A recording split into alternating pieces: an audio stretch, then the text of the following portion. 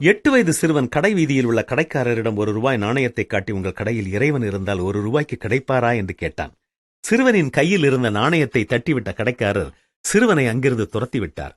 சிறுவனும் அந்த நாணயத்தை எடுத்துக்கொண்டு ஒவ்வொரு கடையாக சென்று ₹1 இறைவன் வேண்டுமென்று கேட்டான்.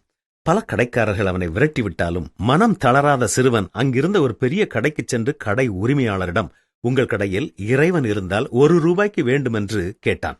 அதற்கு அந்த கடைக்காரர் மிகுந்த கோபமுற்று இழுத்து கொண்டு போய் வெளியே தள்ளிவிட்டார். அவன் வந்து கொண்டிருந்த ஒரு விலையுயர்ந்த சொகுசு காரின் முன்னே சென்று விழுந்தான். அந்த கார் நிறுத்தப்பட்டது. நல்ல வேளை அடியேதும் படவில்லை. அந்த காரில் இருந்து இறங்கி அந்த பெரியவர் அந்த சிறுவனை பார்த்து என்ன ஆயிற்று என்று கேட்டார். அந்த சிறுவன் நடந்ததை கூறி பின்னர் அவரிடம் தன்னுடைய ₹1 நாணயத்தை காட்டி, உங்களிடம் இறைவன் இருந்தால் இந்த ₹1 வைத்துக்கொண்டு எனக்கு கொடுக்க முடியுமா என்று கேட்டான். அதற்கு அந்த பெரியவர், ₹1 இறைவனை வாங்கிவிட்டு அந்த இறைவனை வைத்து நீ என்ன செய்ய போகிறாய் என்று கேட்டுள்ளார்.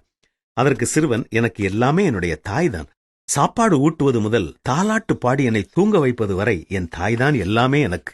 தற்போது என்னுடைய தாய் உடல் நலம் இல்லாமல் மருத்துவமனையில் அனுமதிக்கப்பட்டுள்ளார்.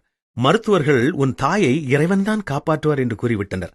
அதனால்தான் என்னிடம் உள்ள ₹1 இறைவன் கிடைப்பாரா என்று நான் தேடிக்கொண்டே திரிகிறேன் என்று கூறினான். அதற்கு அந்த பெரியவர், உனக்கு ₹1 இறைவன்தானே வேண்டும், நான் தருகிறேன் என்று கூறி ஒரு கடிதம் எழுதி அதை ஒரு உரையினுள் போட்டுக் கொடுத்து, இதனை கொண்டு போய் உன் தாய் அனுமதிக்கப்பட்ட மருத்துவமனையில் குறிப்பிட்ட ஒரு மருத்துவரின் பெயரைச் சொல்லி அவரிடம் கொண்டு போய் கொடு என்று கூறி அனுப்பி வைத்தார்.